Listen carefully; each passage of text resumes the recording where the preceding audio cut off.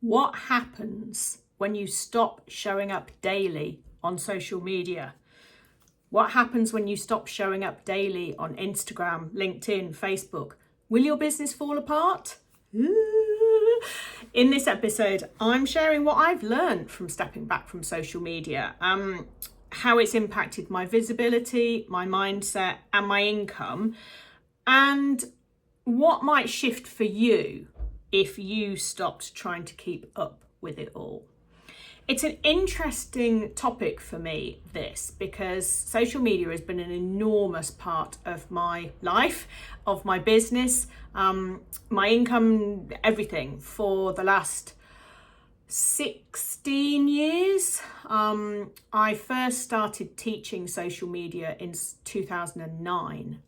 I ran my first, before I started my business, when I had a proper job in education. I was a commercial manager in a college, and I used to write and deliver some workshops as part of what I did, because I'm a qualified tutor too.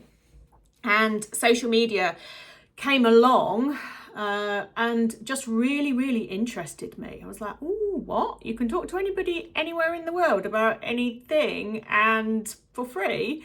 I mean, it was just kind of nuts.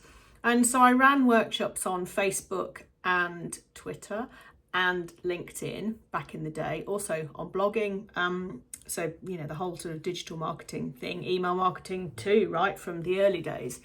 And around at the same time I was doing my MBA, or started doing my MBA, and I did my dissertation on social media marketing strategy and corporate communication. Woo! And so it's kind of been an enormous part of my world. And I first went to social media marketing world in San Diego in 2013. So to now be old and tired and kind of make the decision to step away from that world has actually been quite hard. But I'll tell you my reasons for doing it, and then I'll tell you kind of what's happened. But I haven't posted consistently on social media in over a month, maybe 2 months actually, at the time of recording. And really what's happened is not a lot, but also what has happened to my business hasn't collapsed, right? That my business hasn't collapsed. What has happened has been the positive impact it's had on me. So I feel, I would say, clearer, calmer, more connected actually than I have in a long time. And I think what I've done, I would say this was a big kind of strategic thing, but actually it was just like, I'm fed up with this. And so it's sort of just like, I'm not going to post anymore. I'm just going to kind of see what happens if I don't. And it was nothing more. It was nothing more strategic than that. And obviously, I'm really strategic in stuff that I do. But I wanted to use myself as a test case, really, to see if this other world that I've been hearing so much about, and so many people just don't really use social media the same anymore, just to see what happened. And not a case of, I'm going to do this and like break my business. Far from it. But hold on a minute. I've been in business a really long time. I have my podcast.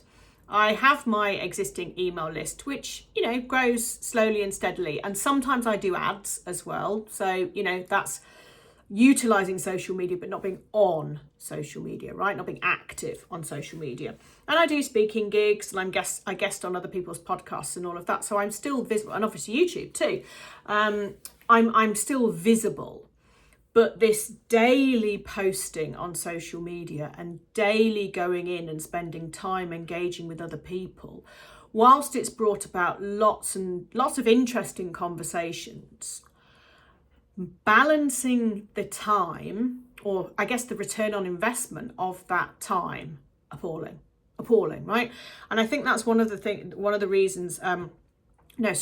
kind of red flags to do with social media, and something I suggest that you do actually is think about measure how much time you do spend on social media, and then look at the actual return on investment from it, right? And the thing about social media is that you go on it and, 2 hours later, you're still on it. And it's not the reason that you weren't on there in the first place necessarily. So this kind of scroll creep is a very real and very, something that you need to kind of watch out for. But it's what takes the time. So if you don't use social media as much, if you're not going on there as much, you're taking away that temptation from yourself. And it's all to do with self-control. It's all to do with boundaries. It's all to do with mindset, but it's all also to do with bloody being a human, right? And I mean, sometimes I set myself time aside to just scroll some of the really funny videos or cat reels or whatever. But that's me, like, I don't know, watching telly. It's the same kind of equivalent time for me. It's almost the brain numbing that my brain needs from time to time, because being neurodivergent, being autistic, ADHD, I have a really, really busy and active brain. And sometimes that conscious time of, do you know what, I'm just going to look at this stuff is okay. It's when you go onto social media to do something else and you find yourself 2 hours later having scrolled everything and gone down some awful rabbit holes and, signed up for 6 masterclasses that you don't need because you saw all the ads that they were telling you were useless and this is the thing that's going to fix you. That's not healthy, right? So what, really in this episode is about is kind of lifting the lid, I think, on what it's really been like to step away from social media. I certainly didn't do any of the dramatic exit flouncing. I'm so done with social media and this is, none of that, right? No, I hate Instagram, I hate LinkedIn kind of stuff. I mean, if you've been a listener here for a while, you know that I hate TikTok. I just don't my brain needs more than just constant 5-second videos. It's way too shouty, it's way too noisy, and I've always hated it, and so I don't use that. That's not something that I've taken out. What this is a kind of honest, reflective look at what happened and why I stopped showing up every day. One of the things that I did that I think was actually the best thing that I've done, right, and it's so small that you can do it immediately, right, is that I've always had the apps that I use the most in folders on like page 1 on my phone. So on your phone you have the front screen and then you scroll to the next screen and where all your apps are kept. I don't know if they're called screens or whatever they are, but you know what I mean. And so all my social media channels were always on that first one. So whenever I went into my phone, like, oh, there's my banking apps, there's the BBC News thing, there's all my social media stuff, there's my emails, there's Safari, those things that I use all the time, right? And so I would see immediately the red dots of doom, the red dots that you have to go in and look at the red dots, or, you work your way around the screen of all the things that you check. And then you just keep going back to social media because maybe there's something else showing up that's interesting. Maybe there's, and it becomes this really kind of unhealthy cycle. So I was never going to take them off my phone. Let's be clear here. I'm not that hardcore radical about this. But what I have, because I love social media, really important to say that too. I love social media. I've made some fantastic friends through social media. Without social media at all, personally and professionally, I would be in a worse place. Right? I should have said that right at the start. I think it's really, I think it's incredible. I think it's fantastic. I think it's a great way to connect with people, but it's a noisy space now, which it never was, right? Never was. It was just a great place to be. And so I moved the apps onto screen 2. So when I open my phone, I still see the BBC News app. I still see my banking apps, I still see the weather, I still see my step tracker, I still see Safari and my emails and, all that stuff, right? I still see all of that. But if I want to know if I've got any red dots of doom, any notifications, I have to scroll to page 2 of my phone. And that alone has made a phenomenal difference. I can't tell you the difference that it's made. And I think part of it is the temptation has kind of disappeared to do the scrolling, and I have to go in and like consciously look at stuff now. And so if I pick up my phone to use the calculator, for example, I'm not distracted by any social media notifications, or indeed their very existence, right? Because those little dots are those little squares, they're addictive little suckers. So that's been really, really massive, okay? And so I've spent a lot less time on social media simply by doing that. I don't very often use it on my computer at all. So it's always been a phone-based thing for me. And so that's been huge. And my decision to just not really post anything has been, that was quite a radical thing for me to do. I don't know, I felt it was sort of an untethering and wildly brave thing, bold thing to do. And I know that sounds ridiculous, but for someone who's been posting almost daily for more than a decade, well over a decade, social media's been everything, right? I've taught thousands of people how to integrate it with their business strategy and all this stuff over the years. And I just thought, what's going to happen? What would happen if I didn't post? And it's made me, the short answer is not much, disappointingly. Nothing's really changed. But it's made me far more strategic and focused and conscious on the things that I absolutely categorically can say unequivocally bring me clients, right? And make a difference in my business and keep my visibility up and also raise my profile. And one of those is this podcast. There's so many people that listen to this podcast, and it's always funny that it's very rare that I go to anything from like a small local networking event to a kind of big something or speak on stage where someone doesn't say, oh, I listened to your episode on so-and-so, so-and-so, so-and-so, and it was really helpful. And that's fantastic. And I love that. So I know that there is that data there. All right. It's, kind of, what's the word? Empirical? Is that where it's spoken to you rather than actually data driven? Anyway, whatever. It's anecdotal. It's anecdotal evidence, but if people are saying to me, I've listened to your episode, they know who I am. They might not choose to work with me, right? But they'll speak to someone who'll speak to someone who'll speak to someone and all of this. So that focusing on this podcast and also making a concerted effort for the YouTube version, which is something I've stopped and started over the years because I prefer doing the audio only. However, hello to anybody watching on YouTube, I know the importance of it. And I also am a real advocate of evergreen content. So content that perhaps takes you a bit more effort to create, like a podcast or a YouTube video, than, bloody B-roll with some words over it, like social media is full of. It hangs around for longer. It's of more weight and more importance. And people can really get to know you. You can really help people. My clients listen to my podcast and will say, oh, this week I'm implementing what you talked about in last week's episode. And it's just absolutely fantastic that it not only supports people in its own right, in its own existence, but it also supports paying clients, and it also introduces me to a new audience, and I think it ticks so many boxes. So I'm never going to stop doing this. I mean, I might one day, right? One day I'm going to just retire, but I'm not going to stop doing this. And so will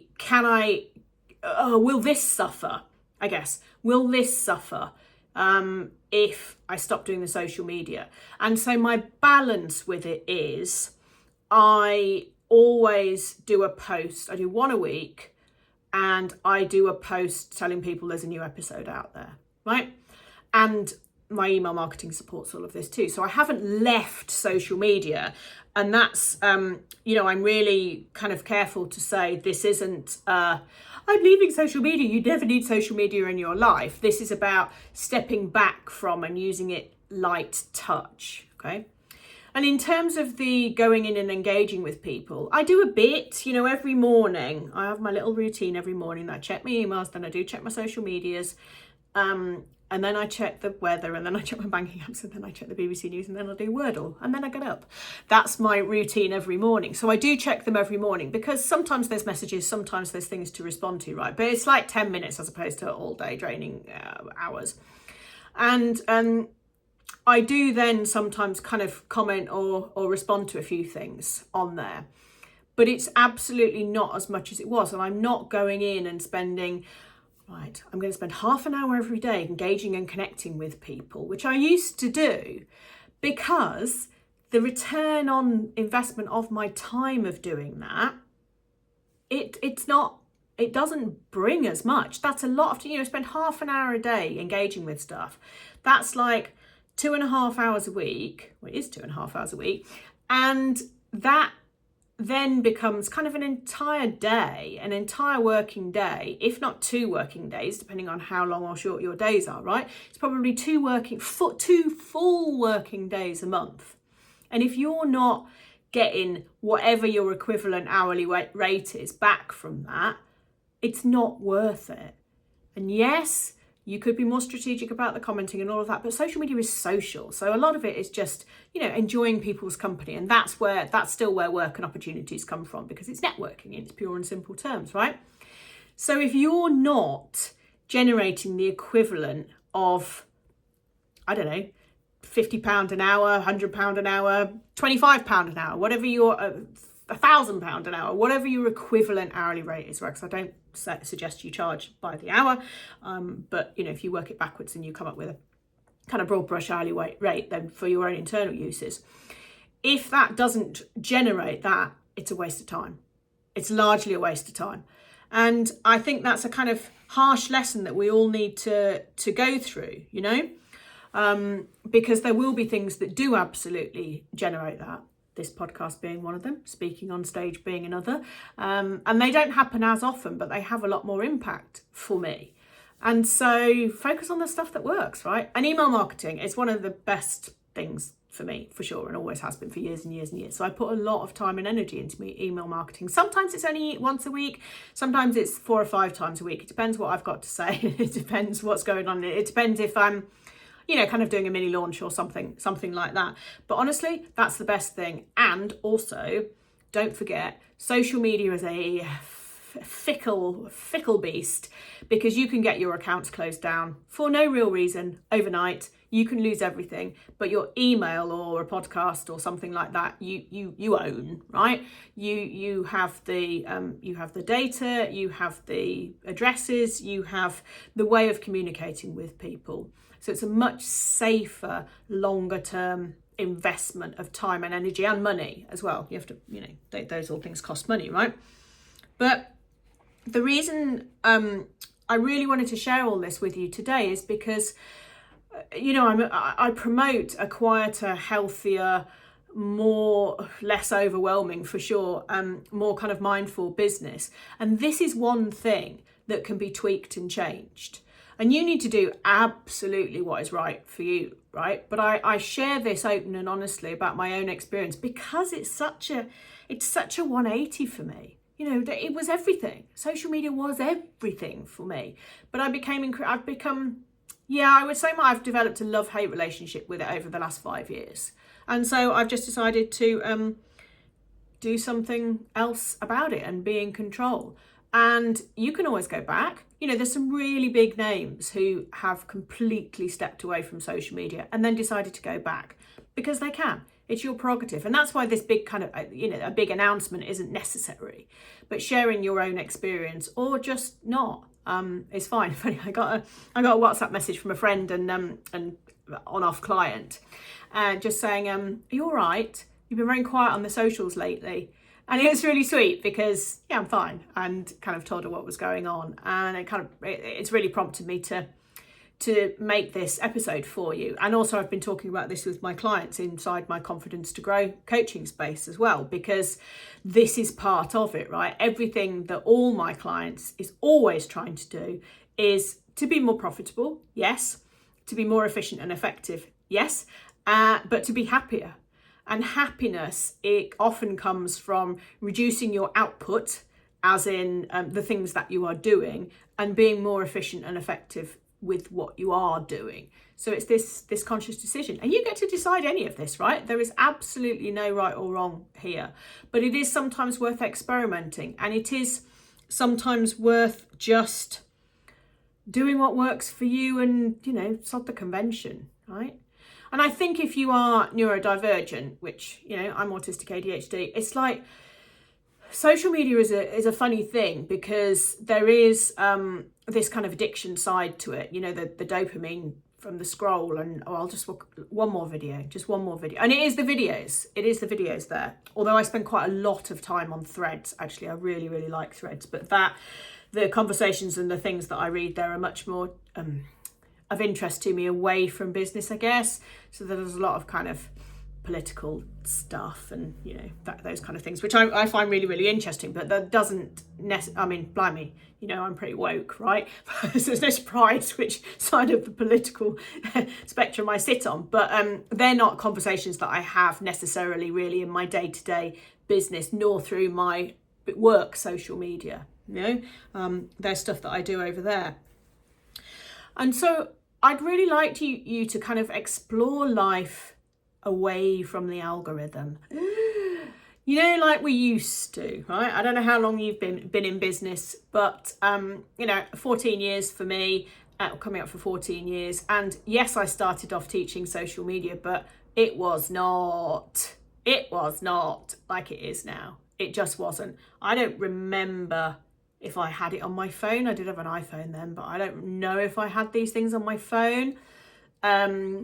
Maybe just, but it wasn't the same, right? You used to have to do like text updates on Facebook and weird stuff like that. It just wasn't as easy, and it wasn't as noisy, and you got to engage with your friends and the people that you wanted to much more easily. Do you know, I read something the other day that in order to see all your friends' posts on Facebook, you'd actually have to scroll through 10,000 posts in order to see all your friends' content. That's how noisy and overwhelming and ad-filled it is. And, you know, I do ads periodically, so I guess I'm part of that noise in some ways. But I like to think they're interesting and they're relatively unobtrusive. And I would never tell you that you're broken. And I'm the only one who can fix you for my $27 download. Never going to do that to you. But it's, you know, it's worth kind of just thinking about. And think about how you want to show up, right? Think about the way that you want to grow and serve your audience. And it says that on a post-it note just above my desk. What can I do today to grow and serve my audience? And that can be anything you like. Yes, you need to grow your audience, right? But it doesn't have to be by hundreds every week, because if you only you only work with a small amount of people at once, you don't need thousands or even hundreds, right, of new people. You need to just have a slow and steady kind of growth. And serving your audience is delivering the paid stuff, right? You know, I'm very active within my Confidence to Grow WhatsApp group that supports the live calls. Obviously, I turn up for the live calls too. But in the WhatsApp group, you know, I serve my audience in there. I serve my clients. But your audience is wider than that. Your audience is people who just think you're brill, right? And are never going to buy from you. Also, I try to discover you and, you know, interview you, vet you before they decide to make any kind of contact, because that first contact takes a lot of courage, right? So if you're thinking about contacting me, do contact me. I'm nice. We'll just have a chat. It's fine. There's never any pressure. And this is kind of what it's about. It's like, what is my most efficient and effective way of ticking those boxes, you know, not as a box tick box exercise, but as a, you know, these are the things that really matter. And also looking at and analysing the data, what does work. And I would love for you to do the exercise of how long do I spend on social media and how much does it actually generate for me. And I appreciate, you know, might be part of the mix. You can't say for definite unless you have a form where someone ticks that, and even so, it could be the 20th time or place they've seen you. But you'll know, you'll get to know. And if you analyse the amount of time you're spending creating content, you know, fiddling about in Canva, going in and engaging and stuff, it may not be something that lights you up, fills your heart with joy. And it may not be the best return on investment. It's certainly unlikely to be the long game, okay? And it requires, you know, this constant kind of tending, which is really bloody hard work. So, no dramatic exits, just a quieter, less frantic way of doing things. And my experience so far, a month or two in, at the time of recording, is that it's been an overwhelmingly positive experience. But I do not hate social media. I love it. I love the fact that I'm still in touch with some people that I went to primary school with, and I enjoy chatting to them sometimes. You know, that side of things is so important, but it doesn't mean that it now is the number one thing in my business. It means that my podcast and my email list are. So welcome. And if you want to get my emails, if you want to be on my email list and hear from me that way as well, best thing to do is go to libbylangley.com/stuck, and you will get a really helpful kind of guide on what to do if you're feeling really overwhelmed and feeling stuck. And you'll also then get all my emails. So that would be super. It would be lovely to see you there too. So thank you for joining me very much today, and I'll see you next time. Bye.